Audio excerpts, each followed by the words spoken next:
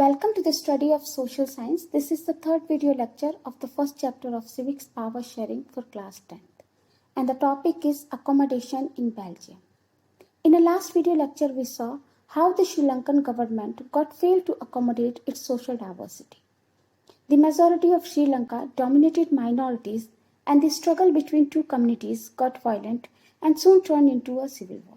In this video lecture, we will discuss how did Belgium successfully accommodate its social diversity, or how did the Belgium government solve its ethnic problem.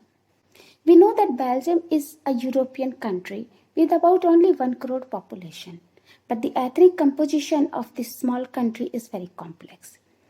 The three communities of Belgium are Dutch, French, and German.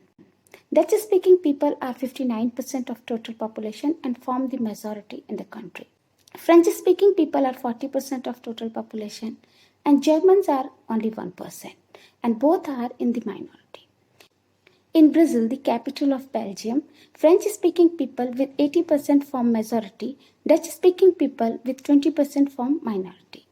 Thus, you can see Dutch-speaking people are the majority in Belgium but a minority in Brazil, whereas French speakers are a majority in Belgium but a minority in Brazil. During 1950s and 60s, the French-speaking people were rich and powerful, whereas the Dutch speakers were uneducated and poor. And that was the core reason of conflict in Belgium. And of course, the conflict was more severe in Brazil, the capital. Let's discuss how did Belgium government solve its ethnic problem. Belgium's leaders recognized the regional differences and cultural diversities. They amended their constitution 4 times between 1970 and 1993. They made a kind of arrangement that would enable everyone to live together in the same country. The first thing done was, according to the constitution, the Dutch and French-speaking ministers got equal representation in central government. And the aim of equal representation was to ensure that no single community can make decisions unilaterally. Unilaterally means one-sided or itself. Means no one community would be able to take the decision itself. It needs to consult with other communities too. And even though the Dutch-speaking people were in the majority in the country, they accepted equal representation because they got equal representation in Brazil, despite being the minority in Brazil. And the second thing was, Belgium was declared as a federal state. Means many powers of the central government have been given to the state government, Flemish and Wallonia, 2 states of Belgium. Now the state governments are not subordinate to the central government. They are free to take decisions or make the policies. The third thing was, the capital Brazil has a separate government where both the communities have equal representation in Brazil.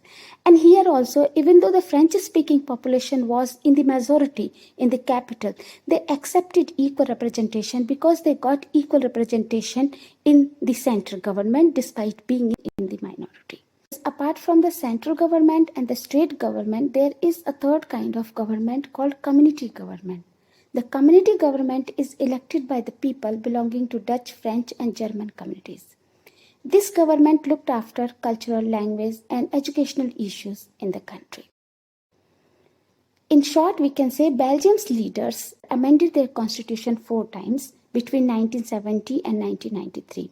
And according to the constitution, the Dutch and the French-speaking ministers are equal in the central government.